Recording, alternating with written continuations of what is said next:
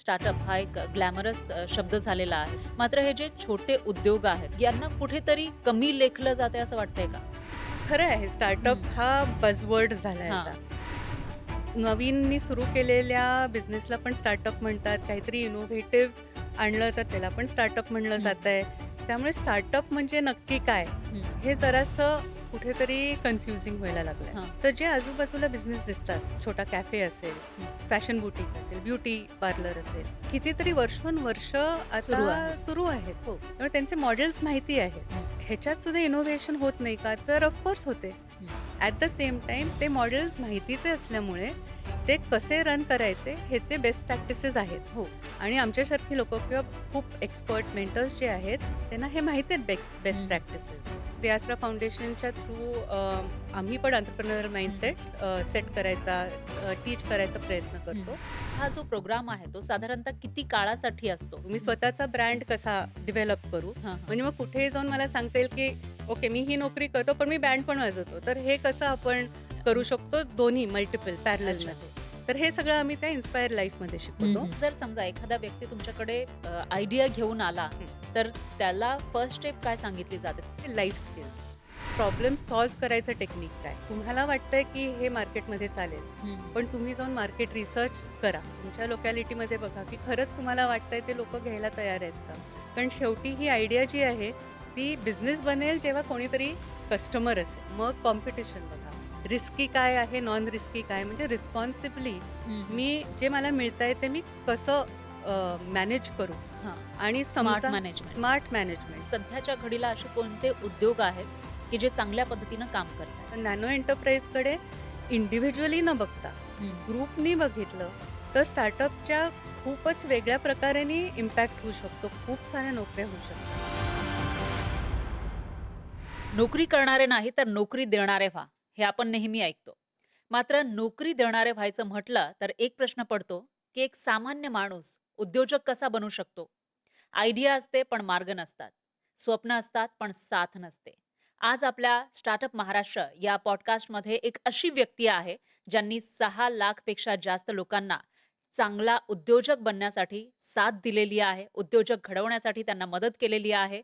आपल्यासोबत आपल्या स्टुडिओमध्ये आहेत दे आसरा फाउंडेशनच्या सीईओ प्रज्ञा गोडबोले. आपलं खूप खूप स्वागत आहे. नमस्कार. तर दे आसरा फाउंडेशन ही एक अशी संस्था आहे, जी उद्योजकांना आयडियापासून ते स्केलअप पर्यंत एक इकोसिस्टम तयार करण्यासाठी मदत करत असते. अनेक उद्योजकांना त्यांनी मदत केली आहे. या सगळ्याविषयी ही जर्नी आहे दे आसरा फाउंडेशनची, ती तर जाणून घ्यायचीच आहे. पण त्याचबरोबर आपल्या देशातली उद्योजक घडण्याची जी प्रक्रिया आहे किंवा रियालिटी नेमकी काय आहे, तेही आपण त्यांच्याकडून समजून घेण्याचा प्रयत्न करणार आहोत. तसं आपण बघितलं तर तुम्ही आतापर्यंत लाखो लोकांसोबत काम केलेलं आहे दे हो. आसरा फाउंडेशनच्या माध्यमातून. पण मग याच्यामध्ये एक प्रश्न उपस्थित होतो, हं. की आपल्याकडे नोकऱ्या जसं मी सुरुवातीला सांगितलं, की नोकऱ्या करणाऱ्यांची संख्या कमी नाहीये. हं. नोकरीसाठी हजारो युवक धडपडत असतात, हो. पण तरीही त्यांना नोकऱ्या मिळत नाहीत. मग अशामध्ये आपल्याकडे नोकऱ्या नाहीयेत का दुसरं म्हणजे लोकांमध्ये रिस्क घेण्याची ताकद नाहीये किंवा रिस्क घेण्यासाठी घाबरतात कुठेतरी लोक? खूप चांगला प्रश्न आहे. मी 2 भागात तो उत्तर देते. हां, हां. पहिले म्हणजे नोकऱ्या नाही आहेत का? तर खरंच कमी नोकऱ्या आहेत. हं, हं. ज्या रेटनी नोकऱ्या क्रिएट व्हायला पाहिजेत, म्हणजे आता तुम्ही नंबर्समध्ये मला विचारलंत, हं, हं. तर 1.5 करोडच्याहून जास्ती नोकऱ्या प्रत्येक वर्षी क्रिएट व्हायला हवेत. हं, हं. पुढचे बरेच वर्ष.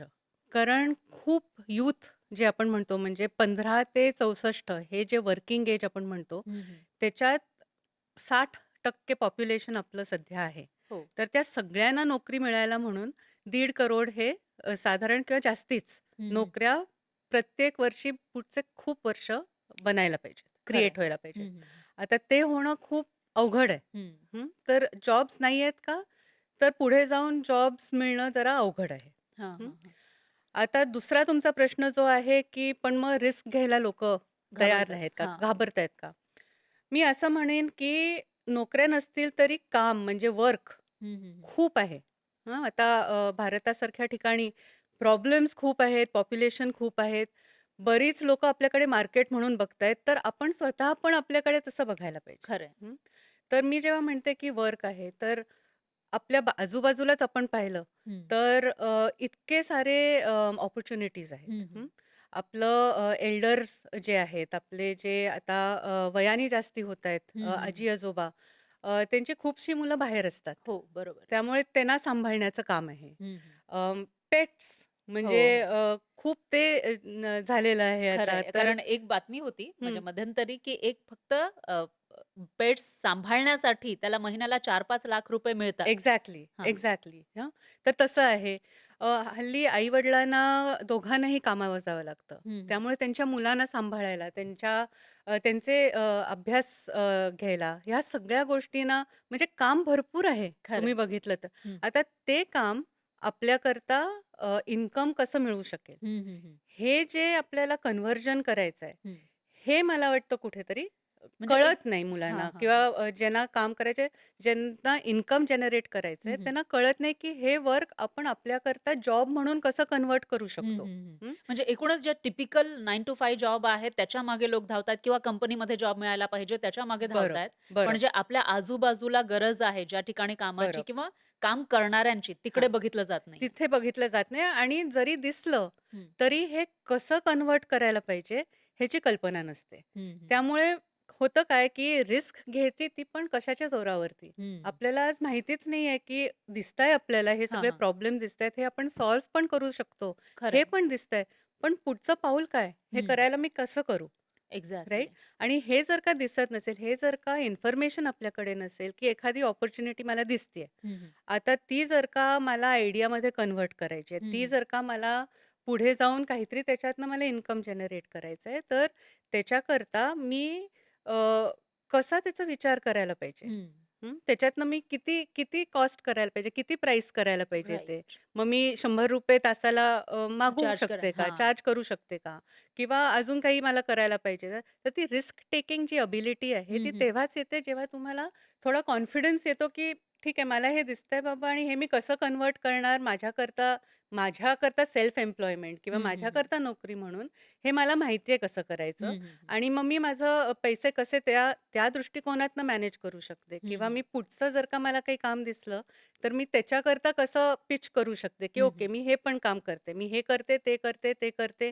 3-4 गोष्टी करते, जे हल्ली आम्ही त्याला गिग वर्क म्हणतो, खरंय. की मी हे गिग करते, ते गिग करतो, ते गिग हं, करतो हं. आणि ह्या 3-4 गोष्टी एकदम करून मला भरपूर इन्कम होऊ शकतो. खरंय. पण ह्या सगळ्या मॅनेज कशा करायच्या? हं. तर ह्याला आम्ही एंटरप्रेन्योरियल माइंडसेट म्हणतो अच्छा. आणि तो माइंडसेट डेव्हलप करावा लागतो. हं, तो हं. नर्चर करावा लागतो. हं. ते एकदा जर का आपलं फाउंडेशन तयार असेल, हां, हां. तर मग आपण त्या काम जे आहे ते आपण करू कन्व्हर्ट करू शकतो. शकतो. कॉन्फिडेंटली रिस्क घेऊ शकतो, की मला हं, हं. माहिती आहे काय करायचंय. खरंय. त्यामुळे तुमचा जो पुढचा प्रश्न होता, की रिस्क नाही घेत हं, का लोकं? हं, कशाच्या जोरावरती घेऊ शकतात? तर हे एंटरप्रेन्योरियल माइंडसेट शिकून, हे हं, सगळं हं. कसं करायचं शिकून, तर त्याच्याकरता आम्ही दयासरा फाउंडेशनच्या थ्रू आम्ही पण एंटरप्रेन्योरियल हं, हं. माइंडसेट सेट करायचा, टीच करायचा प्रयत्न हं, करतो. हं.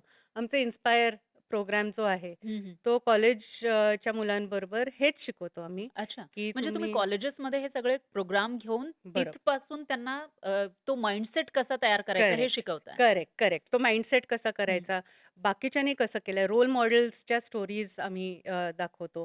तुम्ही जरी नोकरी करत असाल, हं, हं. तरीसुद्धा त्याच्यात तुम्ही एंटरप्रेन्योरियल कसे वागू शकाल, तेव्हा तुमची जेव्हा पे स्लिप येते, हं, तेव्हा हं. तुम्हाला माहिती पाहिजे, की प्रत्येक लाईन आयटमचा अर्थ काय आहे. हं, हं. तिथपासनं सुरुवात. तुम्हाला इनिशिएटिव्ह हे जे आपण इंट्राप्रेन्योरशिप म्हणतो, हं, हं, हं. की इनिशिएटिव्ह घेऊन कसं आपल्याला दाखवता येईल हां, हां. पुढच्यांना, की आपण कसं चांगलं करतोय किंवा हां, हां. खूप चांगल्या पद्धतीने प्रॉब्लेम कसे सॉल्व्ह करता येते. सो हं, हं. प्रॉब्लेम सॉल्व्हिंग किंवा रिस्क टेकिंग हं, सुद्धा. हं. प्रॉब्लेम दिसला, की तो कसा सॉल्व्ह करायचा, त्याचं पुढे कसं करायचं, हा एक भाग झाला, जो हं, हं. आम्ही इन्स्पायर लाईफच्या थ्रू करतो. अच्छा. आणि इन्स्पायर बिझ म्हणजे आता तुम्हाला बिझनेसचं एक्सपोजर, हं, हं. की तुम्हाला समजा आता बिझनेस करायचा आहे किंवा work to opportunity to income करायचं आहे. हं, तर हं. मग त्याच्याकरता लागणारं मनी मॅनेजमेंट, त्याच्याकरता लागणारं सेल्स मार्केटिंग असं थोडंसं एक्सपोजर देतो. अच्छा. हे सगळं करून त्या प्रोग्रामच्या थ्रू गेल्यानंतर खूप युवक म्हणतात, की ओके हे आम्हाला माहीत नव्हतं. हं, आता हं. आम्ही entrepreneurship as a career option oh! किंवा सेल्फ एम्प्लॉयमेंट हं, ॲज अ हं. करियर ऑप्शन हे बघू शकतो हां. आणि ती रिस्क घेऊ शकतो. हं. त्यामुळे मला एक्झॅक्टली. तर वाटतं, की एंटरप्रेन्योरियल माइंडसेट हं. हा जितका जास्ती लवकर आपल्याला घडवता येईल, हं, हं. तितका घेतल्यानंतर मग नोकरी काय आणि सेल्फ एम्प्लॉयमेंट काय, एक्झॅक्टली. इन्कम आपल्याला कुठल्या ना कुठल्या तरी मार्गाने मिळूच शकतं. खरंय, खरंय. तर हो. हा जो प्रोग्राम आहे तो साधारणतः किती काळासाठी असतो? हं, म्हणजे कॉलेज असेल हं, किंवा ज्या लोकांना बिझनेस करायचा आहे त्यांना हं. त्यांच्यासाठी सुद्धा तुमचा प्रोग्राम बरोबर, आहे. तर बरोबर. मग त्याच्यासाठी किती वेळ लागतो? कशा पद्धतीने अप्रोच करावा लागतो तुम्हाला? हं. सो 2 प्रकारे आहे आमचा हं. प्रोग्राम हा. एक म्हणजे कॉलेजमध्ये जाऊन आम्ही जे तिथलीच फॅकल्टी आहे, हां, हां. त्यांना आम्ही ट्रेन द ट्रेनर च्या प्रोग्रामच्या खाली त्यांना दाखवतो, हां. की कसं त्यांनी पुढे स्टुडंट्सबरोबर हे काम करावं, हं, त्यांना कसे हे स्किल्स द्यावे आणि जे कंटेंट आहे आमच्याकडे ते त्यांना पूर्णपणे आम्ही देतो फॅकल्टीला आणि हं, हं. कोणी व्हॉलंटिअर्स असतील तर त्यांना अच्छा. आणि ते पुढे स्टुडंट्सपर्यंत पोहोचवतात. हा एक पार्ट झाला आणि हे हां. सगळं ॲक्टिव्हिटी लेड असतं. ओके. कारण एंटरप्रेन्योरशिप हे काही असं क्लासरूममध्ये शिकवण्याचं नसतं. ते हं, हं, हं. करूनच जमतं किंवा you know so exactly. Experience घ्यावा लागतो. एक्सपिरियन्सच घ्यावा लागतो क्लासरूममध्ये. तर हं. हा एक प्रकार झाला. दुसरं म्हणजे आम्ही सगळं ऑनलाईन आणलंय. अच्छा. तो लर्निंग मॅनेजमेंट सिस्टम आहे हं, आमच्या हं. deasra.inवर गेलं, तर इन्स्पायरच्या भागात तिथे तुम्हाला दिसेल की लर्निंग मॅनेजमेंट सिस्टम आहे. तिथे क्लिक केलं की 30 तासाचा सगळा उपक्रम तुम्हाला मिळतो. अच्छा. इन्स्पायर लाईफ, इन्स्पायर बिझ हं, हं. कोणीही तिथे जाऊन ते मॉड्यूल्स करू शकतं. ते पण ॲक्टिव्हिटी लेडच आहे. तुम्ही घरी बसून त्या ॲक्टिव्हिटीज करू शकता आणि हं, त्या हं. 30 तासानंतर तुम्हाला असाइनमेंट्स असतात त्याच्यात. मग सर्टिफिकेट मिळतं आणि मग ते सगळं झाल्यानंतर हं, हं. तुम्हाला माहीत असतं की ओके हे आता मला कळलंय आणि हं. आता मी पुढे जाऊन जरा डोळसपणे बघू शकतो की हां. आजूबाजूला काय आहे. खरंय. तर मग हा जो 30 तासांचा कार्यक्रम आहे हं, त्याच्यामध्ये नेमकं काय शिकवता तुम्ही? हं. सो मी म्हटल्यासारखं हं, एक म्हणजे इन्स्पायर लाईफ हं. जिथे ह्या इन्स्पायर लाईफमध्ये लाईफ स्किल्स हां, म्हणजे मी जॉबमध्ये आहे. हां, आता मला समजा काहीतरी प्रॉब्लेम दिसलाय, हां. तर मग तो प्रॉब्लेम सॉल्व्ह करायचं टेक्निक काय? ओके. मग डिझाइन थिंकिंग किंवा हं, ह्या ज्या काही-काही फ्रेमवर्क्स आहेत, हं, हं. ह्या वापरून मी तो प्रॉब्लेम कसा सॉल्व्ह करू शकतो?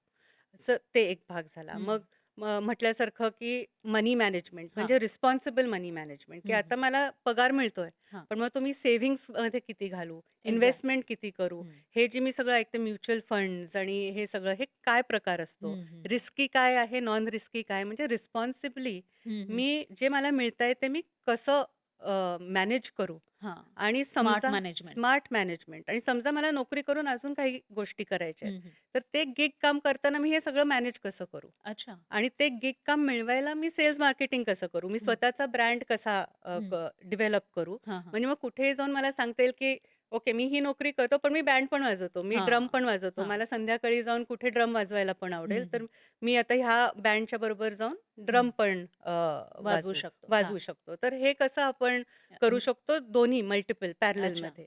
तर हे सगळं आम्ही त्या इन्स्पायर लाईफमध्ये हं, शिकवतो हं, हं. आणि इन्स्पायर बिझमध्ये सेल्स, मार्केटिंग म्हणजे जे कुठल्याही सेल्फ एम्प्लॉईड व्यक्तीला लागेल किंवा कुठल्याही बिझनेस चालवणाऱ्या हं, हं. व्यक्तीला लागेल, तेच स्किल्स पण बिझनेस कॉन्टेक्स्टमध्ये. अच्छा.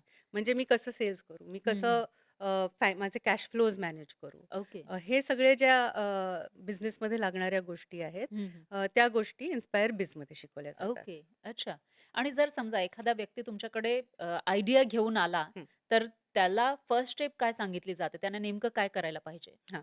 सो आमच्याकडे असे प्रत्येक स्टेजकरता हं, हं. अ, खूप सारे रिसोर्सेस आहेत ओके. आणि हे सगळे ऑनलाईन आहेत. अच्छा. deasra.in वरती हं, हं. आणि तिथे आता समजा आयडिया घेऊन आलात, तर आम्ही पहिलं जे सांगतो त्यांना करायला, की तुमची आयडिया व्हॅलिडेट करा ओके. आणि त्या व्हॅलिडेशन करायला म्हणून जी इन्फॉर्मेशन लागते, हं, हं, हं. ती सगळी आमच्याकडे रिसोर्स म्हणून आहे, चेकलिस्ट म्हणून आहे, की ओके. ह्या-ह्या गोष्टी तुम्ही आधी चेक करा. हं, हं. आयडिया व्हॅलिडेट करताना. म्हणजे फॉर एक्झाम्पल तुम्हाला वाटतंय, की हे मार्केटमध्ये चालेल, हं, हं. पण तुम्ही जाऊन मार्केट रिसर्च करा. हं, हं. आता तो अशा-अशा प्रकारे करा. हं. तुमच्या ह्याच्यात आधी एक्सपेरिमेंट करा. तुमच्या लोकॅलिटीमध्ये बघा, की खरंच तुम्हाला वाटतंय ते लोकं घ्यायला तयार आहेत का? कारण शेवटी ही आयडिया जी आहे, ती बिझनेस बनेल जेव्हा कोणीतरी कस्टमर असेल. हं, हं. कोणीतरी त्याच्याकरता पे करायला तयार असेल. राइट. तर ते पहिलं करा. मग कॉम्पिटिशन बघा. असं okay. Step by step by step असं हं. ऑलमोस्ट ऑनलाईन हँड होल्डिंगसारखं हं, हं, हं. तसं मी पहिलं त्यांना करायला लावतो अच्छा. आणि मग फायनान्शियल्स पण मांडायला लावतो. हं, हं, तर हं. काय होतं, की असे फायनान्शियल्स दिसले हं. समोर, की लगेचच कळून येतं, की ओके 3-5 वर्षामध्ये आपला बिझनेस कसा दिसू शकतो हं, हं, आणि मग हं. खरंच आपल्याला हे करायचंय का नाही करायचंय. कधी-कधी असं पण झालेलं आहे, की असं मांडल्यानंतर दिसलं, की अरे ह्याच्यात तर आपलं प्रॉफिट 5 वर्षानंतर होणार आहे. हां. तर मग बहुतेक तोपर्यंत आपले कसं नको. सस्टेन करायचं? हां, हां. किंवा आपण नको ह्याच्यात आत्ता पडायला. हं. आपण नंतर करूया. आत्ता आपल्याकडे एवढे फंड्स नाहीयेत सस्टेन हं, करण्याजोगे. हं, हं. त्यामुळे आपण आत्ता नको करूया, थोडं डिले करूया किंवा असं पण होऊ शकतो, की अरे मला वाटत होतं 5 वर्ष लागणार आहेत, पण हे तर आत्ता एका वर्षात स्टॅबिलाईज होईल. हं, हं, हं. पण ते जसं आपण मांडू, कसं मांडायचं, मग ते कसं आपल्याला दिसेल, की आपला काय 3 ते 5 प्रोजेक्शन आम्ही म्हणतो. 3 ते 5 वर्षाचं प्रोजेक्शन कसं दिसतं, हे हं, एकदा हं. कळलं, की ती बिझनेस आयडिया व्हॅलिडेट होते. ओके. आणि मग त्याच्यावरनं बिझनेस प्लॅनिंग होतं. मग त्याच्याकरता फंड्स कसे मिळवायचे, मग त्याच्यानंतर मार्केटला हं, कसं हं. रीच करायचं, ह्या सगळ्या गोष्टी आहेत त्या पुढच्या सगळ्या अच्छा. टप्प्याटप्प्याने आपण त्यांना गाईड करत हं. राहतो. मग याच्यामध्ये जे फंड्स सरकारकडून सुद्धा बऱ्याचशा हो, कामांसाठी बऱ्याचशा बिझनेसेससाठी फंड्स दिले जातात. हो. मग ते मिळवून देण्यासाठी सुद्धा तुम्ही मदत करता? हां. सो आम्ही मदत करतो म्हणजे आता साईटवरती आमच्या हं, हं. एम-एस-एम-ई स्कीम्स सर्च करण्याची फॅसिलिटी आहे. अच्छा. म्हणजे तुम्ही तुमचा क्रायटेरिया घालू शकता, की मी 18 वर्षाचा आहे. हं, हं. मी हे शिकलेलं आहे. मला असं-असं करायचंय. तर मला जे काही रिलेव्हंट स्कीम्स आहेत, हं, हे हं. मला शोधून द्या. हं. ते टाकलं, की एक पी-डी-एफ येते आणि त्या अच्छा. पी-डी-एफमध्ये सगळ्या स्कीम्स ज्या तुम्हाला माहिती ॲप्लिकेबल मिळते. आहेत, हां, हां. त्याची माहिती मिळते. ते कुठे मिळतील, त्याचे लिंक्स मिळतात. त्याच्यावरती तुम्ही जाऊन मग अप्लाय करू शकता. ओके. आता एकदा अप्लाय केल्यानंतर ते तिथे अप्लाय करण्याकरता तुम्हाला मदत लागत असेल, तर मग परत त्याचे आम्ही गाईडलाईन्स देतो, हं, की हं, ठीक हं. आहे, इथे अप्लाय करायला हे डॉक्युमेंट्स लागतात. हे लिस्ट तुमच्याकडे घेऊन जा गरजेचे तुम्ही. आहे. हां. हां, हे घेऊन जा तुम्ही बँकेत जेव्हा तुम्ही या स्कीमकरता अप्लाय कराल हं, किंवा हं. इथे तुम्हाला अप्लाय करायला पाहिजे तिथे जा. हां, हां. असे सगळे आम्ही स्टेप बाय स्टेप सगळे मुद्दे दिलेले असतात ओके. आणि हे तुम्हाला जर का खूप अवघड पडत असेल, तर आम्ही कनेक्ट करून देतो त्यांना सर्व्हिस प्रोफेशनल हं, बरोबर, हं, हं. ज्यांना आम्ही ऑन बोर्ड केलेलं आहे. ओके. की आम्ही असे खूप एक आमचा बोर्डच आहे हं, हं, सर्व्हिस हं. पार्टनर्सचा. अच्छा. त्यांच्याशी आम्ही बोलून ठेवलेलं आहे. त्यांची क्वालिटी चेक केलेली आहे. ते किती कॉस्टला देतात काय ते आम्ही त्यांच्याबरोबर निगोशिएट करून ठेवलेलं आहे. हं, हं, हं. तर प्रोजेक्ट रिपोर्ट जे म्हणतात किंवा बिझनेस प्लॅन जे हं, म्हणतात, हं. ते करण्याकरता म्हणून जर का तुम्हाला मदत हवी असेल, तर आम्ही कनेक्ट करून देतो आणि मग तुम्ही डायरेक्टली सर्व्हिस प्रोव्हायडर बरोबर काम करू शकता. आता आयडिया तर भरपूर लोकांकडे असतात, त्याविषयी बरोबर. बोलतात. पण जे तरुण तुमच्याकडे आयडिया घेऊन येतात, त्यापैकी खरं सांगायचं झालं तर किती लोक सिरियसली बिझनेस करतात? चांगला प्रश्न आहे. आजकाल आजूबाजूला खूप सारे इन्स्पिरेशनल गोष्टी याह! असतात. एक्झॅक्टली. राइट. हं. YouTubeवरती आणि वेगवेगळ्या डिजिटल चॅनल्सवरती दाखवलं जातं, की सगळेच बिझनेस बिझनेस करू शकतात. हां, बरोबर. तर असे इन्स्पायर्ड खूप जण येतात हां. आमच्याकडे. पण ते पुढे जाऊन बिझनेस करू शकतात का? हां, तर परत डोळसपणे जेव्हा हं, आम्ही त्यांच्याबरोबर काम करतो आणि त्यांना दाखवतो, की ठीक आहे चला तुम्हाला करायचंय ना, आपण तुमची आयडिया व्हॅलिडेट करू. हं, मग ते व्हॅलिडेशन प्रोसेसमध्ये जातात. मग त्याच्याकरता त्यांना आम्ही खरंच पाठवतो, की तुम्ही आता बघा मार्केट रिसर्च जसं मी म्हणाले तसं हं, हं, कॉम्पिटिटिव्ह रिसर्च हे सगळं करा आणि मग हे सगळं एकत्रित आणण्यात आता तुम्ही बघा ही आयडिया आहे का व्हॅलिड? हं, ही हं, चालणार आहे का? आता ह्या स्थितीमध्ये जे तुम्हाला दिसतंय, तुम्हाला खरंच करायचंय का? म्हणजे मी आता तुम्हाला एक एक्झाम्पल हं, देते. हं. आमच्याकडे एक मुलगा आला होता. तर तो त्याच्या आजूबाजूला खूप सारे त्याच्या मित्रांनी फूड कॅफेज सुरू केले होते. ओके. तर ते बघून त्याला वाटलं, की ओके हे करू शकतात तर मी पण करू शकतो. हं, आणि तो इन्स्पायर झाला ते करायला आणि तो आला आणि आम्ही त्याला मांडून दाखवलं, की एवढी कॉम्पिटिशन आहे, तुझं डिफरन्शिएटर ह्याच्यात काय आहे? तू कसं करणार आहेस? जेव्हा इतके 10 हे कॅफेज आजूबाजूला आहेत, तर तू कसं करणार आहे? हं, तर ते बघितल्यानंतर त्याला कळलं, की ओके आपलं इथे चालणार आहे. पण हे करत असताना हं, काय झालं, की त्याला कळलं, की ह्या सगळ्यांना डिजिटल मीडिया कसा वापरायचा हे माहीत नाहीये हं. आणि त्याच्यावरती ते स्ट्रगल करतायत. हां. तर त्यांनी विचार केला, की ठीक आहे मग मी कॅफे बिझनेस नाही करत. हं, पण मला त्यांना डिजिटल मीडिया कसं वापरायचं आणि हं, त्यांना ऑनलाईन आणायला मी मदत करू शकतो. हं. तर मे बी मी तो बिझनेस करतो आणि हळू त्यांना मदत करून त्यांनी तो बिझनेस सुरू केला. ओह! म्हणजे तो इन्स्पायर झाला कुठल्यातरी मार्गाने. हं, हं, पण जेव्हा इन्स्पायर झाला तेव्हा एक त्याची आयडिया हं, दुसऱ्या ह्याच्यात रूपांतर झाली. एक नाही चालत आहे, ठीक आहे. हं, पण ते हं, त्याला दिसलं डोळसपणे आणि त्यांनी फ्लिप करून दुसरी आयडिया घेतली हं. आणि ती इम्प्लिमेंट केली. राइट. सो असं इन्स्पिरेशन कुठूनही आलं, तरी एकदा इन्स्पायर्ड झालं, की काही ना काहीतरी इन्स्पायर्ड व्यक्तीला होतंच, की ओके एक्झॅक्टली. हे नाही तर ते, ते नाही तर ते आणि त्याच्यात आम्ही मग मदत हं. करतो. पण याच्यामध्ये एक आहे, की तुम्ही आता लाखो लोकांसोबत काम केलेलं आहे. त्यांचा बिझनेस घडवण्यासाठी त्यांना हो. मदतही केलेली आहे. पण त्याच्यामध्ये म्हणजे जे बिझनेसमॅन होण्यासाठी किंवा एंटरप्रेन्योर होण्यासाठी एक जो हिडन स्ट्रगल आहे का, की जे लोकं उघडपणे बोलत नाहीत? स्ट्रगल म्हणजे खरं तर ना ॲक्सेसचं स्ट्रगल आहे हां. खरं तर आणि आम्ही ज्यांच्याबरोबर काम करतो ते अगदी छोटे उद्योजक असतात. हं, हं. म्हणजे थोडासा कॉन्टेक्स्ट देते तुम्हाला. हां, हां. एम-एस-एम-ईज आपण जे बोलतो. हां. सो एम-एस-एम-ईज हे खरं तर करोडानी आहेत हं, आपल्याकडे. हं. मायक्रो, स्मॉल, मीडियम एंटरप्राइज जे आपण हं. म्हणतो ते साधारण 7-7.5 करोड एंटरप्राइजेस असे आहेत. हां, हां. आता ह्याच्यातले 98% मायक्रो एंटरप्राइजेस आहेत म्हणजे छोटे उद्योग असतात आहेत. ते. हां.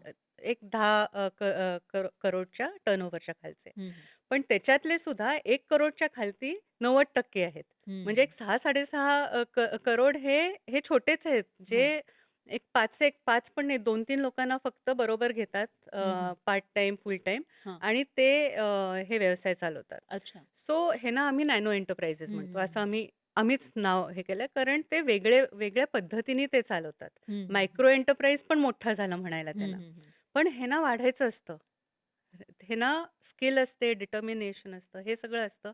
हे ना खरं तर वाढायचं असतं. हं, हं. पण ते स्टक झालेले असतात त्याच हं, लेव्हलला. हं. त्यामुळे त्यांना ते जे ॲक्सेस आहे, हं, हं. त्याच्यामुळे त्यांना तो चॅलेंज येतो. म्हणजे ओके. परत मी एक उदाहरण देते, कारण आम्ही इतक्या जणांबरोबर काम याह! केलं, की एक्झॅक्टली. उदाहरणं पटपट येतात. हं, तर हं. ह्या बाई होत्या, ज्या घरून खूप चांगल्या बिर्याणी बनवायच्या हं, हं. आणि त्यांच्या आजूबाजूच्या लोकांनी त्यांना ऑर्डर द्यायला सुरुवात केली. खूप साऱ्या ऑर्डर्स यायला लागले. त्यांनी WhatsAppवरती सुरू केलं सांगणं, की मी ऑर्डर्स घेते. हे हं, हं, सगळं हं. झाल्यानंतर त्यांना इतक्या ऑर्डर्स यायला लागल्या, की त्यांना वाटू लागलं, की ठीक आहे ना, मग मी आता हे सुरू करते बिझनेस म्हणून. हं, हं, हं. आणि हे डोक्यात आल्यानंतर सगळे त्यांचे विचार यायला लागले. मग मी फंड्स कुठनं आणू? मग फंड्स करता बँकेत गेले तर प्रॉब्लेम आला, की नाही पण तुमच्याकडे डॉक्युमेंटेशन नाहीये. राइट. पण तुम्ही एवढा छोटा व्यवसाय करणार. मग तिथे प्रॉब्लेम आला. मग आता WhatsApp तर मी वापरते कस्टमर्सपर्यंत पोहोचायला. पण अजून Instagram कसं वापरायचं किंवा दुसरे काय चॅनल्स आहेत, हे कसं वापरायचं माहीत नाही. तर अजून कस्टमर्स माझ्याकडे मी आता कसे अट्रॅक्ट करू? हं, हं, तो हं. ॲक्सेसचा प्रॉब्लेम यायला लागला. हां. सो ॲक्सेस टू फंड्स, मग मार्केट. मग आता मला 2 लोकं माझ्याबरोबर पाहिजेत. ती कुठनं मिळवू मी? हं. राइट. ही लोकं म्हणजे सापडू कुठनं मी, जी माझ्याबरोबर एक्झॅक्टली. काम करतील किंवा मला स्पेस रेंट करायची आहे. हं, ती स्पेस तरी मी कुठनं आणू? हं. तर हे जे सगळे विषय आहेत ना, ह्याच्यामुळे मग ते चॅलेंज होऊन जातं. खरं आहे. आणि मग हे ॲक्सेस जे आहे, जे जे मी आत्ता म्हणाले, तो सर्वात मोठा चॅलेंज हं, हं, होतो हं. त्यांच्या वाढण्याकरता. पण अच्छा. खरं तुम्ही पाहिलं तर हे हं, नॅनो एंटरप्राइजेस जर का एवढे करोडानी आहेत, हे हं, 2चे जर का 10 झाले, हं. 1 करोड जरी झाले, त्यांनी जर का अजून एक 8-10 लोकांना दिलं हं, नोकरी, हं. तर कितीतरी करोडांनी नोकऱ्या होणार आहेत. तर खरं आहे. तो प्रॉब्लेम तिथे आपल्याला तेच. सॉल्व्ह करून त्यांना द्यायचं हं, द्यायचं हं. खूपच गरज हां. आहे. आता तुम्ही जसं सांगितलं, की मोठे उद्योग आणि त्याच्यामध्ये एम-एस-एम-ई छोटे जे हो. उद्योग आहेत. पण याच्यामध्ये कुठेतरी असं होतंय, की स्टार्टअप हा एक ग्लॅमरस शब्द हं, झालेला आहे. हं. त्याच्याविषयी भरपूर बोललं जातं. हो, फंड्स दिले जातात, अलॉट केले जातात गव्हर्नमेंटकडून. मात्र हे जे छोटे उद्योग आहेत, ज्यांच्याकडून समजा 10-20 लोकांना सुद्धा रोजगार मिळू शकतो. मग बरोबर. यांना कुठेतरी कमी लेखलं जातंय असं वाटतंय का? खरं आहे स्टार्टअप हं. हा बझवर्ड झालाय आता. हां. खूपच जणं स्टार्टअप केल्यामुळे तो खूप इंटरचेंजेबली पण वापरला जातो. हं, हं. अ, नवीननी सुरू केलेल्या बिझनेसला पण स्टार्टअप म्हणतात. काहीतरी इनोव्हेटिव्ह आणलं तर त्याला पण स्टार्टअप म्हणलं हं, हं, जातंय. हं. त्यामुळे स्टार्टअप म्हणजे नक्की काय? हं. हे जरासं कुठेतरी कन्फ्युजिंग व्हायला लागलंय. हां, हां. अ, पण त्या बझमुळे आणि त्या ह्याच्यामुळे ग्लॅमरमुळे. हां. ग्लॅमरमुळे सगळ्यांनाच वाटतंय, की आपण स्टार्टअप सुरू करावा. एक्झॅक्टली. आणि त्याच्यामुळे काय झालंय, की माझ्याकडे इनोव्हेटिव्ह आयडिया किंवा माझ्याकडे खूप सारे पैसे रेज करण्याची स्ट्रेंथ हं, असल्याशिवाय मी हे करू शकत नाही, हं. अशी कुठेतरी कल्पना व्हायला लागली आहे. हां, हां. पण हे तुम्ही बघितलेत नॅनो एंटरप्राइज जे मी म्हणतेय, ते म्हणजे आता तुम्ही जर का कुठल्याही मुंबईतल्या रस्त्यावरती जायला लागलात, तर जे आजूबाजूला बिझनेस दिसतात, हं, हं. मग ते छोटा कॅफे असेल, हं. फॅशन बुटीक असेल, ब्युटी पार्लर असेल, हे जे व्यवसाय आहेत, हे कितीतरी वर्षोनवर्ष सुरू आता आहेत. सुरू आहेत. हो. त्यामुळे त्यांचे मॉडेल्स माहिती आहेत. हं. आणि हेच जे व्यवसाय आहेत, जे मायक्रो आपण म्हणतो, हेच एवढे करोडानी आहेत. हं. राइट? सो मला वाटतं, की ह्याच्यात सुद्धा इनोव्हेशन होत नाही का? तर ऑफ कोर्स होते. हं. कारण एकतर हे छोटे असल्यामुळे त्यांच्याकडे रिसोर्सेस खूप कमी आहेत आणि हो. तेवढ्या कमी रिसोर्समध्ये त्यांना खूप काही करावं लागतं टू सस्टेन आणि ग्रो. एक्झॅक्टली. त्यामुळे तिथे पण खूप सारं इनोव्हेशन आहे. हं, तिथे हं. पण खूप सारं धैर्य दाखवावं लागतं, की हा रन करायला. पण ॲट द सेम टाईम ते मॉडेल्स माहितीचे असल्यामुळे ते कसे रन करायचे ह्याचे बेस्ट प्रॅक्टिसेस आहेत. हो. आणि आमच्यासारखी लोकं किंवा खूप एक्सपर्ट्स, मेंटर्स जे आहेत, त्यांना हे माहिती आहेत बेस्ट हं, हं. प्रॅक्टिसेस. आणि हा सपोर्ट जर का ह्या करोडो नॅनो एंटरप्राइजेसला मिळाला, हं, हं. तर सपोर्ट आणि एंट्री बॅरियर कमी असल्यामुळे हं, हं. यूथ यंग पीपल जे आहेत, त्यांना एखादा असा जर का एंटरप्राइज करायचा असेल, बिझनेस करायचा असेल, तर अगदीच करू शकतात. त्याचा हं, एंट्री बॅरियर एवढा हाय नाही आहे. हं. कारण स्टार्टअप इतकं त्याला एवढा फंड्स नाही लागत. त्याला एवढे छोट्या फंड्समध्ये होऊ शकतात. हं. सो एक स्पाइस करणाऱ्या चटणी आणि स्पाइस करणाऱ्या बाई आमच्याकडे होत्या. हां. त्यांनी आधी घरातनंच सुरू केलं. अच्छा. स्पाइसेस आणि चटण्या आणि हळू-हळू करत त्यांना काही त्याच्याकरता फार काही फंड्स नाही लागले. हो. हळू-हळू करत त्यांनी मग दुकानात ठेवायला लागल्या. मग हं, हं. दुकानात ते व्हायला लागलं आणि आता त्या एक त्यांच्याच कम्युनिटीतल्या 8-10 बायका एकत्र आणून त्या चांगला व्यवसाय चालवतात. हो. त्यामुळे जे सुरू होतं ते हं, हं. लहानच सुरू होतं आणि लहानाचं मग ते मोठं होतं. खरं आणि एक जरी आपल्याला वाटलं, की अरे हा छोटाच आहे. हं. हं. एक कॅफे फक्त काय 4, 5, 10 लोकांना रोजगार देतोय, देऊ शकतो. रोजगार हां. देतोय.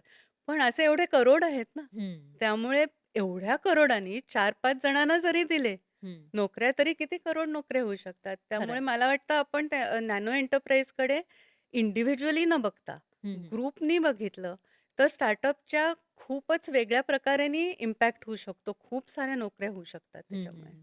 मग याच्यामध्ये आता सरकारने नेमकं काय केलं पाहिजे? कारण तुम्ही ऑलरेडी तुम्हाला वस्तुस्थिती माहिती आहे. हं. स्टार्टअप असतील, एम-एस-एम-ई हो, असतील किंवा मोठे जे उद्योग आहेत त्यांच्याविषयीची सुद्धा. हो. मग अशामध्ये नेमकं असं काय करायला पाहिजे, की ज्याच्यामुळे बिझनेस आणखी ग्रो होतील? हं. सो परत आम्ही थोडंसं त्याच्यावरती पण विचार केलेला आहे. हां. इनसाइट्स नावाचा आमचा रिसर्च ग्रुप आहे. तर एक मोठा जो प्रॉब्लेम आहे ना, की हं. हे जे नॅनो एंटरप्राइजेस आहेत, हे खूप इन्फॉर्मली काम करतात. हं, हं, हं. अनऑर्गनाइज्ड फॉर्म करतात. म्हणजेच काय तर ते इन्कॉर्पोरेटेड नाही आहेत. हं. त्याचा अर्थ काय? तर ते कुठल्या डेटाबेसमध्ये नाही आहेत. त्याच्यामुळे सरकार पॉलिसी मेकर्स जे आहेत, हं, हं. त्यांना खरं माहीत नाही आहेत, की हे कुठल्या पद्धतीने काम करतायत. ह्यांच्या गरजा काय आहेत? हं. ह्यांचे चॅलेंजेस काय आहेत? हे त्यांच्यापर्यंत सिस्टम सिस्टमच्या थ्रू किंवा सिस्टमॅटिकली पोहोचलं जात नाही. हं, हं. त्याच्यामुळे मग ते पॉलिसीज बनवताना त्यांना इन्क्लूड होत नाही. ओके. तर पहिलं काय आहे तर त्यांच्याबद्दलचा डेटा हं, हं. कलेक्ट करणं आणि तो डेटा कुठेतरी रिपॉझिटरी करून किंवा डॅशबोर्ड्स करून तो पोहोचवणं पॉलिसी अच्छा. मेकर्सपर्यंत हा पहिला आमचा प्रयत्न आहे. हं, हं. एकदा तो डेटा पोहोचला, की आमच्या इन्साइट्स ग्रुपमधनं आम्ही त्याच डेटावरनं मग प्रयत्न करतो हे बघायला, की रेग्युलेटरी फ्रेमवर्क असो म्हणजे जी असो. हं, हं. तर जी कसं सिम्प्लिफाय होऊ शकेल म्हणजे हां, मग हां. हे जे छोटे उद्योजक आहेत त्यांना खूप त्याचं बर्डन बर्डन नाही येणार नाही. होणार. हां. म्हणजे प्रत्येक महिन्याला, प्रत्येक क्वार्टरला जे रिटर्न भरावे लागतात, हे काही सिम्प्लिफाय होऊ शकतं का त्यांच्याकरता? किंवा आपल्या ई-मार्केट प्लेसवरती जायला जी-एस-टी लागतंच.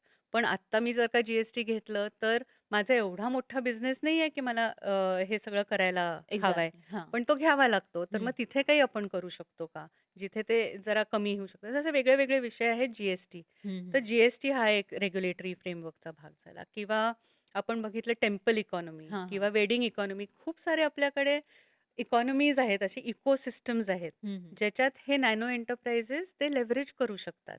ओके. पण आज त्यांना माहीत नाही आहे कसं लेव्हरेज हं, करायचं. हं.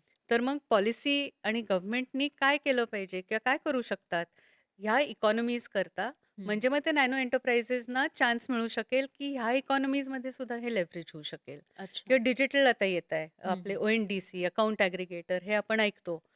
तर ते परत सूट कसं होईल, ते अलाइन कसं करता येईल, नॅनो एंटरप्राइजेस कसे वर्क होतात त्याच्यावरती. म्हणजे हं, हं. डॉक्युमेंटेशन कमी असतं किंवा कुठे रजिस्टर्ड नसतात. तर त्यांना हे टेक्नॉलॉजीज कसे वापरता येतील, ह्याचं पॉलिसी मेकर्सच्या अँगलनी काय-काय होऊ शकतं, असा अभ्यास करून आय थिंक हे जर का आपण पॉलिसी मेकर्सपर्यंत पोहोचवू शकलो, तर पॉलिसी मेकर्स ते स्कीम्स आणि हं, पॉलिसीजमध्ये हं. नॅनो हं. एंटरप्राइजेस पण इन्क्लूड करू शकतील. अच्छा. आणि सध्याच्या घडीला म्हणजे आता तुम्ही एवढं सगळं ग्राउंड लेव्हलवर काम करताय, लोकांमध्ये जाताय, बिझनेसमॅनमध्ये हं. बेसिकली आणि त्याच्यामध्ये विमेन सुद्धा आल्या, हो. यांच्यामध्ये जाताय. तर सध्याच्या घडीला असे कोणते उद्योग आहेत, की जे चांगल्या पद्धतीनं काम करतायत? सो मी आमच्या हं. प्लॅटफॉर्मच्याच ह्याच्यावरनं सांगू शकते, की फूड, फॅशन, कोचिंग, अच्छा. रिपेअर सर्व्हिसेस म्हणजे ॲक्चुअली कसं आहे ना, की एखाद्या पॉप्युलेशनला हां. लागणारं कुठलीही सर्व्हिस, हं. लागणारं कुठलंही प्रॉडक्ट ही अपॉर्च्युनिटीज झाली, खरंय. राइट? आणि ह्याच्याकडे बघण्याचा दृष्टिकोन असा आहे, की एखादी नीड असेल, एखादा चॅलेंज असेल, त्याच्याकरता माझ्याकडे सोल्युशन असेल आणि त्या सोल्युशनकरता कुठलेतरी कस्टमर पैसे द्यायला तयार आहेत. हं. तर मग ती झाली बिझनेस आयडिया. खरंय. त्यामुळे तुम्ही कुठलाही खरं तर सेक्टर घेतलात, पण आमच्याकडे फूड, फॅशन, हं. ब्युटी आणि हे सगळे मी म्हटले ते येतात. पण तुम्ही कुठलाही सेक्टर घेतला तरी हं. त्याच्यात मी आधी म्हटल्यासारखं सगळीकडे कुठला ना कुठला तरी प्रॉब्लेम आहे, कुठला ना हं, कुठला हं. तरी नीड आहे. तो घेऊन कन्व्हर्ट करून आपल्याकरता तो बिझनेस कसा होऊ शकेल, ह्याचा विचार केला तर हं. कुठलाही बिझनेस आयडिया त्याच्यात मिळू मग शकते. ग्रामीण भागामध्ये जे उद्योग करू इच्छितात, त्यांनी नेमकं काय केलं पाहिजे? त्यांना कुठे संधी आहेत? सो आमचा ऑनलाईन प्लॅटफॉर्म असल्यामुळे हं, हं. ते जेव्हा सपोर्ट लागतो, तेव्हा ते ऑनलाईन त्यांच्या फोनवरनं करू ॲक्सेस करू शकतात. शकतात. तर हां. आम्ही WhatsApp बॉट पण केलाय. WhatsAppच्याहून थ्रू ॲक्सेस पण केलाय. ते त्यांच्या भाषेत म्हणू शकतात, विचारू शकतात हां, हां, प्रश्न हां. आणि त्यांना उत्तर येईल. त्याच्याबरोबरचं लागणाऱ्या सपोर्टचे सगळे सर्व्हिसेस, सगळे कनेक्ट्स त्यांना WhatsAppवरती येतील. ओके. त्यामुळे WhatsApp एनेबल करून हं, हं. त्याच्यावरती त्यांना पुढची स्टेप हे मिळू शकतं. अच्छा. त्याचबरोबर आमचं पार्टनर नेटवर्क पण आहे. ओके. जिथे जसं मी इन्स्पायरचं सांगितलं, हां, की हां. आम्ही ट्रेन द ट्रेनर करतो, तसं आम्ही ट्रेन द पार्टनर पण करतो. ओके. सो ते पार्टनरच्या फॅसिलिटेटर्सना आम्ही शिकवलेलं असतं, की कसं फ्रेमवर्क वापरायचं, कसं प्लॅटफॉर्म वापरायचं आणि ते मग पुढे अ, कुठल्याही कम्युनिटीला अच्छा. फॅसिलिटेट म्हणजे करू तुमचे शकतात. पार्टनर्स असतात आणि ज्या ठिकाणी गरज आहे तिथे जाऊन त्यांना बरोबर. ते एज्युकेट करतात असं म्हणता येईल. बरोबर. एज्युकेट पण हं. करतात, फॅसिलिटेट करतात, हँड होल्ड करतात. म्हणजे जिथे इन पर्सनची गरज आहे, तिथे आमचे पार्टनर फॅसिलिटेटर्स करतात ओके. आणि जिथे ऑनलाईन वापरू शकतात सेल्फ सर्व्हिस मोडमध्ये, हं, हं. तिथे लोकं मग डायरेक्टली येतात deastra.inला किंवा आमच्या सोशल चॅनल्सवरती आणि तिथनं आपलं-आपलंच वापरतात सेल्फ सर्व्हिसमध्ये. अच्छा, ग्रेट. म्हणजे तुम्ही एक पुश देण्याचं काम त्यांना प्रत्येक स्टेपवर हां. दे आसरा फाउंडेशनच्या माध्यमातून करत असतात. मात्र त्याच वेळेला एक प्रश्न असाही उपस्थित होतो, की आपण बघतो आजकाल बरेचसे उद्योग सर्व्हे सांगतात, की बरेचसे उद्योग हे फेल होतात. मग यामागे नेमकं कारण काय आहे? त्याच्यामध्ये सरकार जबाबदार आहे का मग स्वतः उद्योजक? नाही, फेल होण्याचे ना हं, खूप कारणं असतात. एक असा फॅक्टर आपण धरू शकत नाही. हं, आणि मला वाटतं मी जे आधी ॲक्सेस म्हणाले, हं. हे सगळ्या प्रकारचे जे ॲक्सेस लागतात कुठल्याही बिझनेसला चालायला, हां. तो ॲक्सेसचा एक इश्यू असतोच.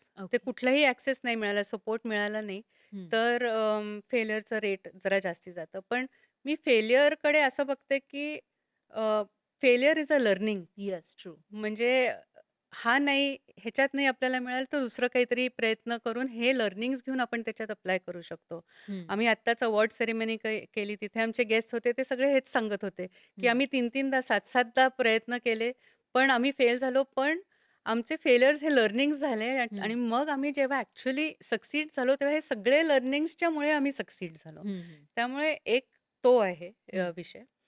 गव्हर्नमेंटनी करावं का? तर हो, गव्हर्नमेंटनी पॉलिसीज बनवावे, स्कीम्स बनवावे, इन्फ्रास्ट्रक्चर बनवावं. हं, पण मला वाटतं, की तो जो एंटरप्रेन्योर आहे, तो जो हं, बिझनेस ॲस्पिरंट आहे किंवा त्यांनी ऑलरेडी सुरू केलंय, त्याच्या केपेबिलिटीज डेव्हलप करणं हं, पण हं. त्याची रिस्पॉन्सिबिलिटी आहे. एक्झॅक्टली. सो सगळंच काही गव्हर्नमेंट फॅसिलिटेट करू हं, शकते. हं, पण परत मी थोडंसं एक एक्झाम्पल द्यायचं झालं, हं.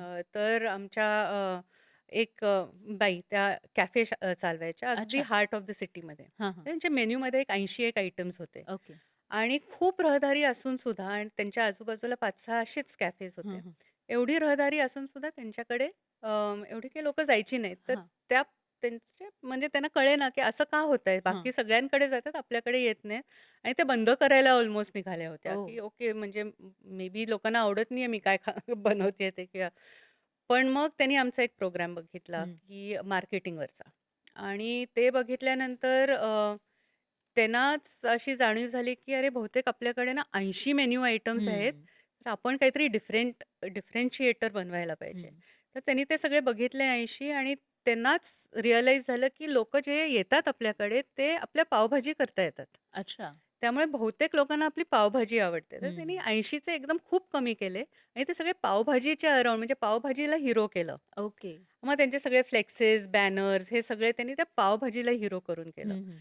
ते केल्याबरोबर लोकं ह्याच्याकडे बघून पावभाजी खायला त्यांच्याकडे यायला लागले आणि अच्छा. बिझनेस वाढला. हं, हं, सो हं. इथे आता गव्हर्नमेंटचा काहीच संबंध नव्हता. एक्झॅक्टली. पॉलिसीजचा काहीच संबंध नव्हता. इथे एंटरप्रेन्योरची कॅपेबिलिटी, मार्केटिंगची कॅपेबिलिटी ही वाढवण्याची गरज हं, होती. हं. सो कायम अपडेटेड राहणं, आपले स्किल्स वाढवणं, आजूबाजूला काय चाललंय, ट्रेंड्स काय आहेत, हं, ह्याच्यावरती लक्ष ठेवणं. सो ते बघणं आय थिंक खूप गरजेचं आहे. हं. आणि नाही म्हटलं तरी एखाद्या एंटरप्रेन्योरला इकोसिस्टमची गरज आहे. खरं आहे. आणि गव्हर्नमेंट हा एक इकोसिस्टमचा भाग आहे. हं. पण एंटरप्रेन्योर हा त्याच्यातला खूप मोठा घटक आहे. घटक आहे. हां. त्यामुळे ते दोन्ही एकत्र जलद काम पाहणं. करायला हां. पाहिजे. खूप जणांनी तो सपोर्ट द्यायला पाहिजे. हं, हं. खरं आहे. पण त्याच वेळेला आपल्याकडे असं म्हटलं जातं, की आपली जी एज्युकेशन सिस्टम आहे, त्याच्यामुळे एम्प्लॉईज घडतात. जसं सुरुवातीलाही हं. आपण बोललो होतो, की 9 to 5 जॉबसाठी हो. बरेचसे लोक धडपडत असतात. लाखो तरुण त्याच्यामागे इंटरव्ह्यूसाठी दररोज जातात. काही जणांना नोकरी मिळते, काही जणांना नाही मिळत. हं. मग अशामध्ये आपल्या इकोसिस्टममुळं जर एम्प्लॉईज घडत असतील, तर उद्योजक मरतायत का? हाही प्रश्न उपस्थित होतो. बरोबर आहे. हं, पण मला वाटतं एज्युकेशनची डेफिनिशन हं, तुम्ही कशी करता आणि एज्युकेशन सिस्टम तुम्ही कशी धरता ह्याच्यावरती पण थोडंसं अवलंबून आहे. हं. एज्युकेशन हे खरं घरापासून सुरू होतं. हो. तर घरात पेरेंट्स काय-काय करतात, मुलाबरोबर अगदी लहानपणापासून तिथपासून सुरुवात होते.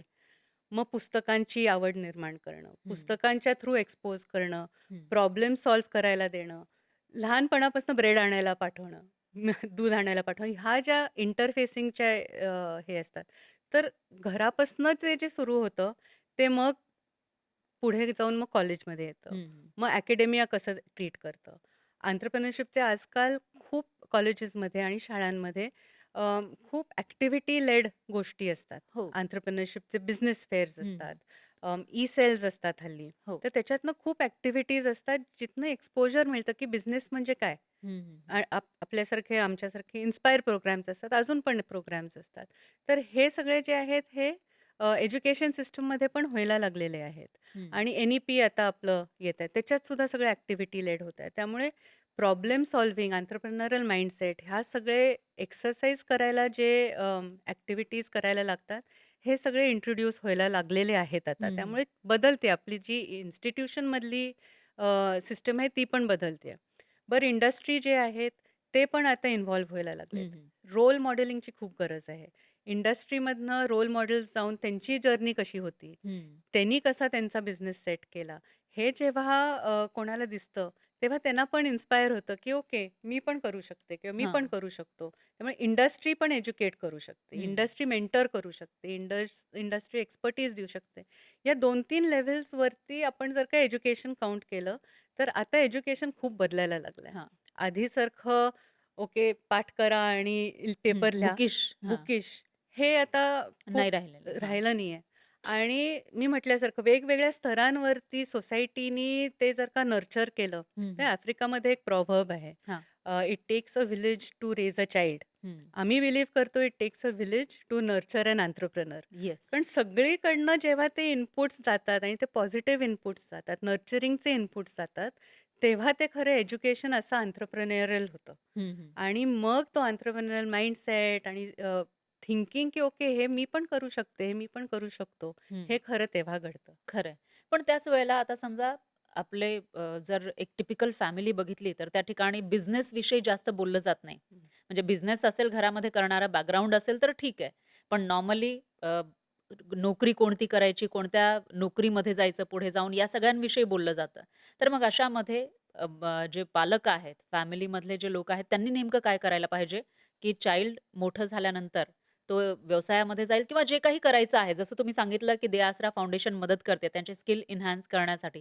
मग ते कोणत्याही पद्धतीनं असो किंवा मॅनेज करण्यासाठी. तर त्या पद्धतीनं जर समजा या नोकरीमध्ये नाही, तर व्यवसायामध्ये किंवा कुठेतरी जाऊन मूल यशस्वी होईल. हं, हं.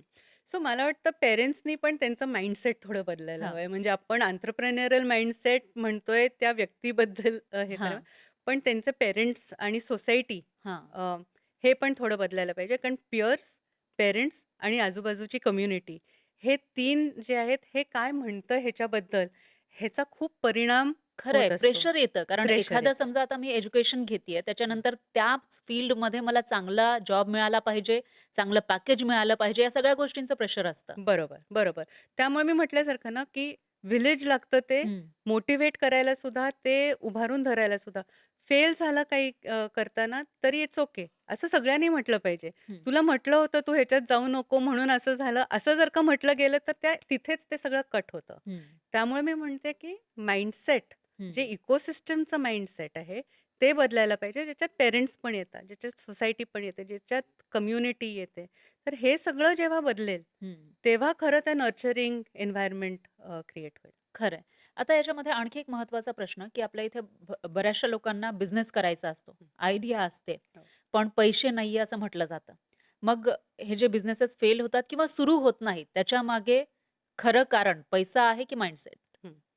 अ, मी म्हणेन दोन्ही नाही. हं. मी मगाशी कसं काय? म्हटल्यासारखं हां. अ, हे जे ॲक्सेस पॉइंट्स आहेत ना, हं, हं. हे सगळे लागतात एखादा बिझनेस सक्सेसफुल व्हायला. तर 5 आम्हाला तर सापडलेत हे 5 गोष्टी आहेत, त्या ज्याचे कोणत्या आहेत? मार्केट्स, हं. ॲक्सेस टू मार्केट्स ही मेन गोष्ट आहे. हं, हं. मग ॲक्सेस टू टॅलेंट, हां. की मला आता वाढवायचं आहे, पण आता टॅलेंट कुठनं मिळवू, त्यांना रिटेन कसं करू, हं. ही दुसरी. ॲक्सेस टू फंड्स, तर फंडिंग प्रॉब्लेम नाही आहे असं नाही, पण तो अगदी टॉप प्रायोरिटीवरती नाही आहे. हं. ॲक्सेस टू कंप्लायन्सेस आणि रजिस्ट्रेशन्स, म्हणजे मी काय घेऊ, कसं घेऊ, केव्हा घेऊ, कुठनं घेऊ, हं. हे सगळे जे प्रश्न आहेत त्याचं माहिती असणं आणि ते करून घेणं. आणि ॲक्सेस टू टेक्नॉलॉजी. राइट. या 5 ज्या गोष्टी आहेत, ह्या लोकांना माहितीच नसतात. हं. माइंडसेट असतो का? हो, तर मला करायचं ना, मला करायचं पण आहे, मला वाढवायचं पण आहे, पण मला मिळालेच नाहीत हे ॲक्सेस, हं. तर मग मी स्ट्रगल करणार. मला करताच येणार नाही आहे. त्यामुळे खरंय. मी मार्केट कसं ॲक्सेस करू? हं. नवीन कस्टमर्सपर्यंत कसं पोहोचू? जे आहेत कस्टमर्स त्यांना रिटेन कसं करू? ह्याच्याकरताचे माझे मग मी डिजिटल जाऊ, का मी होर्डिंग्ज लावू, का हं. मी कसं करू मार्केटिंग? हं. का मी माझ्या आजूबाजूच्या लोकॅलिटीमध्ये ग्रोसरी स्टोअर्समध्ये जाऊ. हं, हं. हं. तर मार्केटला कसं पोहोचू? ती एक आहे गोष्ट. हं. दुसरी गोष्ट मी म्हटल्यासारखं ॲक्सेस टू टॅलेंट. हं. तिथे सुद्धा मी हायर कुठनं करू? ते हायर करताना मी खरं स्किल्स करता करू का ॲटिट्यूड करता करू? हं. आणि जेव्हा मला मी हायर करीन, तर मग त्यांच्याशी मी कसं वागू? मी डेलिगेशन कसं करू? हं. हे सगळे जे आहेत विषय, इथे कुठेतरी आपल्याला कळत नाही, की आता मी नक्की करू कसं? मला वाढायचं आहे, तर मग मी कोणाला तरी ट्रस्ट केलं पाहिजे. मी हं. ट्रस्ट करीन, तेव्हा मी पुढे माझा व्यवसाय वर नेऊ शकीन. तर मग हे मी कसं करू? माझा हं. कंट्रोल द्यायला कोणाला तरी मला खूप भीती वाटते. हं.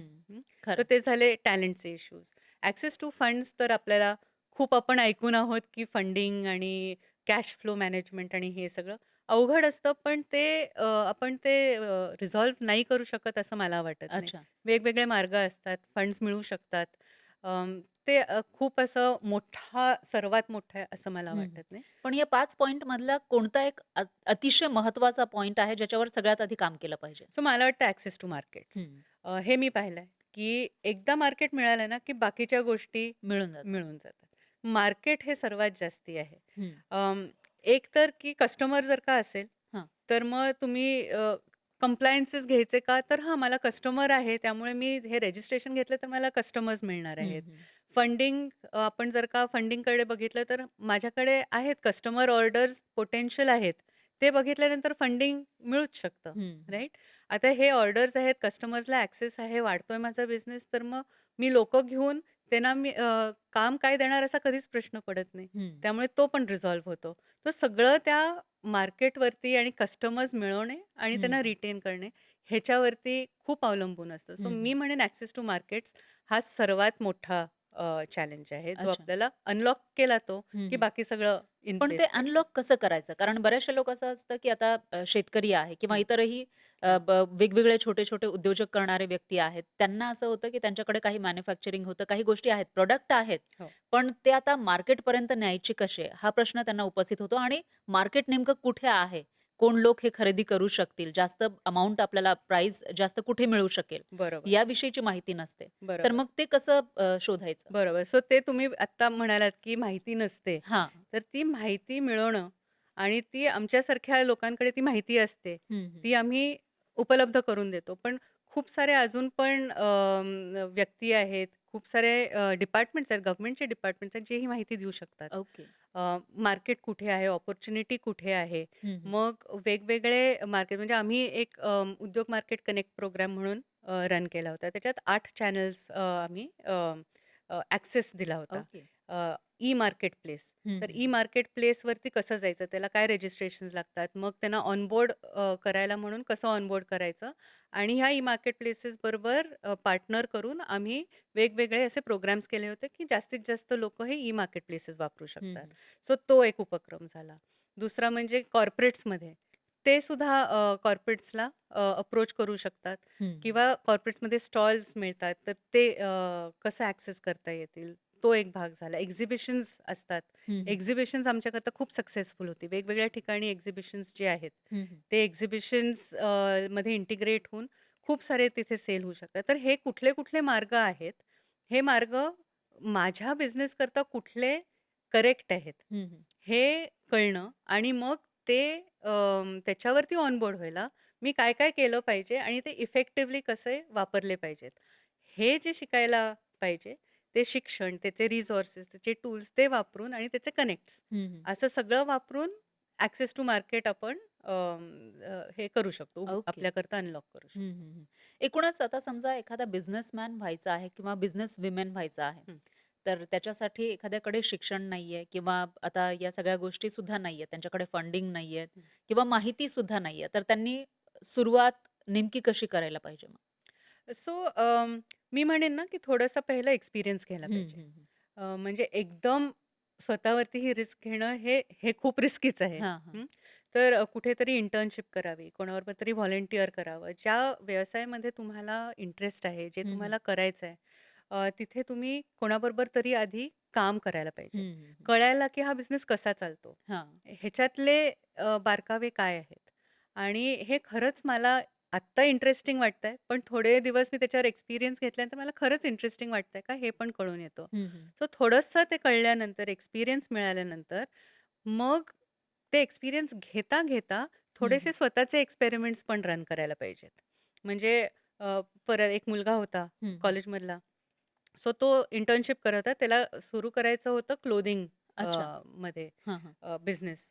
तर त्यांनी मग इंटर्नशिप घेतली एका फॅशन ब्रँड म्हणजे ओके. त्याच्याबरोबर हां, हां. आणि ते तर तो समजायलाच लागला. पण ऑन द साइड तो कपडे क्युरेट करायला लागला आणि ट्रेडिंग करायला लागला. ओके. सो ते तो हळू-हळू शिकायला लागला, की कस्टमर्सना काय हवंय, कुठल्या प्रकारचा ब्रँड हवाय. हं, सो हं, एका हं. बाजूने तो बिझनेस शिकत होता, एका बाजूने तो कस्टमर्सबद्दल शिकत हं, होता, हं. की हे कसं चालतं हे क्लोथिंगचं. आणि मग काही दिवसांनी मग त्यांनी त्याच्यात व्हॅल्यू ॲड सुरू केली, की हं, ठीक हं. आहे, मी नुसतं ट्रेडिंग नाही करणार. मी क्लॉथ घेणार, त्याच्यावरती काहीतरी व्हॅल्यू ॲड करणार, त्याच्यावरती काहीतरी एम्ब्रॉयडरी करणार आणि मग पुढे हे करणार. हं. आणि मग फायनली त्याला जेव्हा दिसलं, की ओके हे आता मला क्लायंट्स मिळतायत, हे ना हे असं आवडतंय. मग त्यांनी ते सोडलं आणि मग त्यांनी स्वतःचं क्लोथिंग शॉप सुरू केलं. ओके. सो शिकता-शिकता, करता-करता, एक्सपेरिमेंटेशन हळू करत मग फायनली जेव्हा कॉन्फिडन्स आलेला हं, असतो, हं, हं. की ओके हे मला जमतंय, हे मला कळतंय. माझा एंटरप्रेन्योरियल माइंडसेट सुद्धा सेट झालाय. मनी कशी मॅनेज करायची कळतंय. हे सगळं जेव्हा एकत्र येतं, तेव्हा मला वाटतं मग तो रेसिपी फॉर सक्सेस आहे, हं, हं. की आता म्हणजे रिस्क त्याच्यातली खूपच कमी झाली आहे. मग मी त्याच्यात जाऊ शकतो. हं. अच्छा.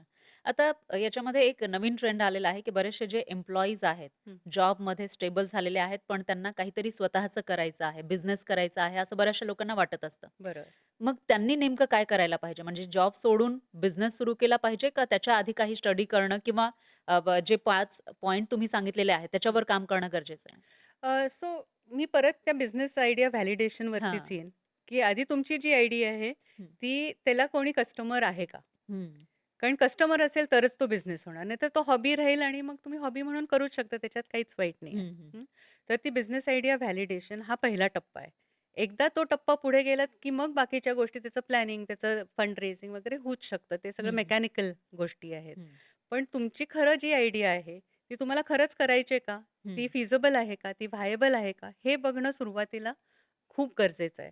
मग त्याच्याकरता तुम्ही जॉब सोडून बघू शकता किंवा जॉबमध्ये असताना बघू हं, शकता. हं. मी असते तर मी जॉबमध्ये असताना बघितलं हां, हां. असतं म्हणजे तेवढं रिस्क नसते मी खरंय. घेतली. आता समजा, की आता जेवढे एम्प्लॉईज आहेत, जेवढे लोक काम करतायत दुसऱ्या कंपन्यांमध्ये किंवा जिथे कुठे काम करत असतील, त्याच्यापैकी 50% एम्प्लॉईजनी जॉब सोडला आणि स्वतःचा बिझनेस सुरू केला.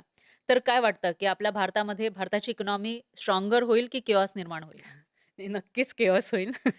म्हणजे देयासरा किंवा मी सुद्धा हं. पर्सनली कधीच असं म्हणणार नाही, की असं व्हावं. हं, हं, हं. कारण आपल्याला सस्टेनेबल आणि व्हायबल बिझनेसेस हं, हवेत. हं, हं. आपल्याला नुसतं सगळ्यांनी सोडा आणि बिझनेस करा. हे वर्क नाही होणार. हां. पण ते म्हणता अजून एक गोष्ट मला सांगावीशी हं, हं. वाटते, की इंटरनॅशनल लेव्हलला आपण जर का बघितलं, हं, हं. तर आपल्याकडे एक 30-35% एम-एस-एम-ईज जी-डी-पीला कॉन्ट्रिब्यूट करतात. पण इंटरनॅशनल लेव्हलला तीच गोष्ट 50% होते. हं, हं. हं. एम्प्लॉयमेंट ॲज एम-एस-एम-ईज 60% आपल्या पॉप्युलेशनला देऊ शकता. जॉब्स देते, एम्प्लॉयमेंट देतं. बाहेर साधारण 75% आहे हं, इंटरनॅशनली. सो तिथे स्कोप आहे. हं. त्यामुळे जितके जास्ती एंटरप्रेन्योरशिपकडे वळतील तितके आपल्याला हवे आहेत. हं. कारण आपल्याला ॲटलीस्ट इंटरनॅशनल स्टँडर्ड्सपर्यंत पोहोचायचं आहे. आपलं पॉप्युलेशन पण जास्ती आहे, आपलं यूथ पण जास्ती आहे.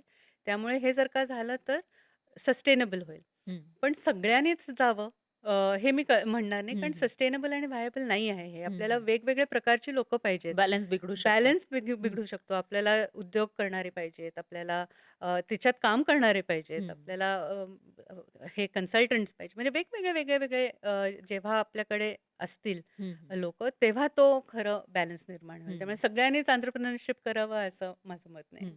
आणि याच्यामध्ये समजा आता आपला हा पॉडकास्ट बघितल्यानंतर एखादा 18 वर्षांचा मुलगा तुमच्याकडे आला. हं. त्याला बॅकग्राऊंड नाहीये, त्याच्याकडे पैसे नाहीयेत, हो. पण त्याला बिझनेस करायचा आहे. हं. तर त्याला तुम्ही काय सल्ला द्याल? मी जसं आधी म्हटलं हं, तसं की पहिलं तर कुठेतरी जो बिझनेस करायचा आहे, हं, त्याच बिझनेसच्या डोमेनमध्ये कुठेतरी एक्सपिरियन्स घ्यावा. हं, हं. कसं ते सगळं चालतं ते बघावं. आमचे यशस्वी उद्योजक नावाचे चॅनल्स आहेत. तिथे खूप सारे स्टोरीज आम्ही पब्लिश हं, करतो. हं. तर ते बघावेत. बाकीच्यांनी कसं केलंय? त्यांचे सक्सेस स्टोरीज काय आहेत? त्या डोमेनमध्ये बाकीच्यांनी कसं केलेले आहे? त्यांना काय अडथळे आलेत? मग आपल्याला ते अडथळे आहेत तर आपण काय करू? हे एकीकडे वाचन किंवा आमचे एक्सपर्ट्स, मेंटर्स त्या चॅनल्सवरती येतात. ते काय ॲडव्हाइस देतायत. सो स्वतःचं स्किलिंग, हं, हं. सेल्फ स्किलिंग, एक्सपिरियन्स कोणाबरोबर तरी काम करून आणि तिसरं म्हणजे एक्सपेरिमेंटेशन हं, हं. किंवा ऑन द साइड काहीतरी करून आपणच आपलं आपलं मार्केट टेस्ट करणं, आपली स्किल टेस्ट करणं, आपल्याला हे आवडतंय का, जमतंय का, हे टेस्ट करणं आणि हे तिन्ही गोष्टी होऊन आपल्याला जेव्हा कॉन्फिडन्स येईल, की ओके आता मला माहितीच आहे काय करायचं, कसं करायचं. मग त्याच्यात पुढे जाणं हं, हं. आणि मग मग ते स्टेप बाय स्टेप ओके. पुढे आता नेणं.